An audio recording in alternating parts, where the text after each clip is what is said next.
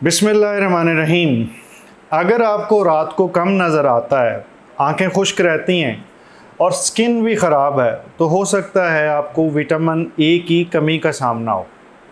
आज की वीडियो का मकसद विटामिन ए के बारे में बात करना है और ये किन किन कंडीशंस के अंदर हम चीज़ों के अंदर हम खा सकते हैं, इसकी मिक़दार को जिस्म के अंदर पूरा कर सकते हैं और इसकी कमी की निशानियां क्या होती हैं, और अगर ये ज़्यादा इस्तेमाल किया जाए तो इसका नुकसान क्या हो सकता है। ये सारी बातें आज की वीडियो के अंदर डिस्कस करेंगे।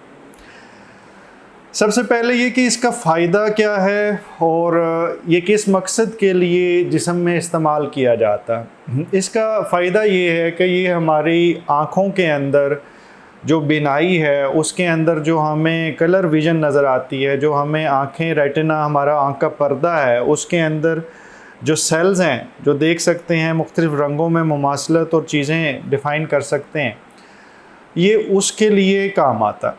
और इसकी कमी के ज़रिए फिर बाद में हमें कलर का मसला भी हो सकता है और हमें रात के वक्त नज़र आना भी कम हो सकता है। इसके साथ स्किन जो सी है, अगर ये ना हो जिस्म के अंदर पूरा, तो उस सूरत के अंदर स्किन खुश्क हो जाती है, आँखें खुश्क हो जाती हैं और आँखों के अंदर एक स्पॉट्स बन जाते हैं। आँखों में इस वाइट एरिया के ऊपर ऐसे लगता है जैसे वाइट डेब्रिस पड़ा हुआ है, जिसे हम वाइट आउट स्पॉट्स कहते हैं। और आँखों का ये जो सा काला हिस्सा है जो सामने है, जो अगर आप ज़हनी और जिस्मानी सेहत के बारे में इल्म, नए तरीका इलाज और नई से नई तहकीक के बारे में जानना चाहते हैं तो इस चैनल को सब्सक्राइब करें, बेल आइकन को क्लिक कर दीजिए। अगर वीडियो में कुछ अच्छा लगे तो लाइक एंड शेयर करें ताकि ये इल्म दूसरों तक पहुंच सके। कॉर्निया कहलाता है। बेसिकली वो काला नहीं होता, उसके पीछे कुछ चीज़ें होती हैं जिसकी वजह से उसका अक्स काला लग रहा होता है, ये भी ख़राब हो जाता है। तो उसका हम टेक्निकल नेम को छोड़ लेते हैं, लेकिन आप ये समझें कि आँखों की ख़राबी, आँखों की खुश्की से शुरू हुई, ये वाइट वाले हिस्से को ख़राब किया, इसको किया, और पीछे वाला हिस्सा भी यानी बिनाई वाला हिस्सा भी कम हो जाता है और उसकी वजह से रात को नज़र आना कम हो जाता है। इसकी यूटिलिटी के अंदर ऐसा है कि विटामिन ए हम उन कंडीशंस में देते हैं जिन कंडीशंस में स्किन ख़राब हो रही होती है। मिसाल के तौर पे किसी को एक्नी के दाने बने हों, वो बहुत ज़्यादा हों, तो उसके लिए लगाने के लिए भी इस्तेमाल होता है और खाने के लिए भी इस्तेमाल होता है। इसके अलावा आप ये सुन के हैरान होंगे कि विटामिन ए का इस्तेमाल कुछ कैंसर्स की ट्रीटमेंट के अंदर भी किया जाता है और ये हमारे इम्यूनिटी के अंदर एक ख़ास तब्दीली पैदा करता है, जिसकी वजह से इसको इस तरह इस्तेमाल किया जाता है। ख़ुराक के अंदर अमूमी तौर पे ये फ़िश के अंदर या कलेजी के अंदर भी पाया जाता है।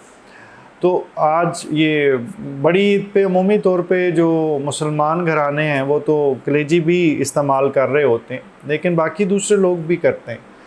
तो फ़िश का इस्तेमाल करने से और कलेजी का इस्तेमाल करने से ये बेहतर होता है। लेकिन मैं बिल्कुल ये रिकमेंड नहीं कर रहा कि आपको कलेजी खानी चाहिए, ये सिर्फ बताने के लिए कि किन किन चीज़ों में होता है। फ़िश एक बेहतर चीज़ है, मैं कलेजी को रिकमेंड नहीं करता। उसकी क्या वजह है वो मैं पिछली वीडियोज़ में ज़िक्र कर चुका हूँ। इसके बाद अगर फ़र्ज़ करते हैं ये कुछ ख़ास कंडीशंस में लिया जाए तो इसका नुकसान भी हो सकता है।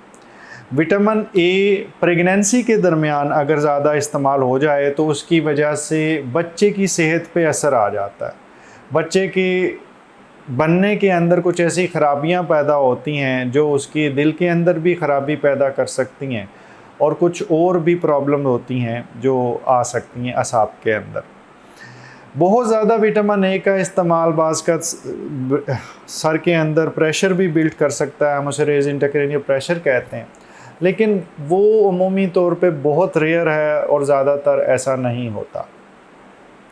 तो आप विटामिन ए को इस तरह याद कर लीजिए कि ये फ़िश गोश्त के अंदर आपको मिलेगा, कलेजी में भी मिलेगा, ये आपकी स्किन और आँखों को अच्छा रखेगा और इसके अलावा इसके ज़्यादा इस्तेमाल से भी कुछ नुकसान हो सकता है और इसके इस्तेमाल के साथ आपकी आँखें जो सी हैं वो महफूज रहेंगी, लेकिन प्रेगनेंसी में ये एक महफूज मोडेलिटी नहीं है, तो कोशिश करें हमल के दरमियान इसको मत इस्तेमाल करें।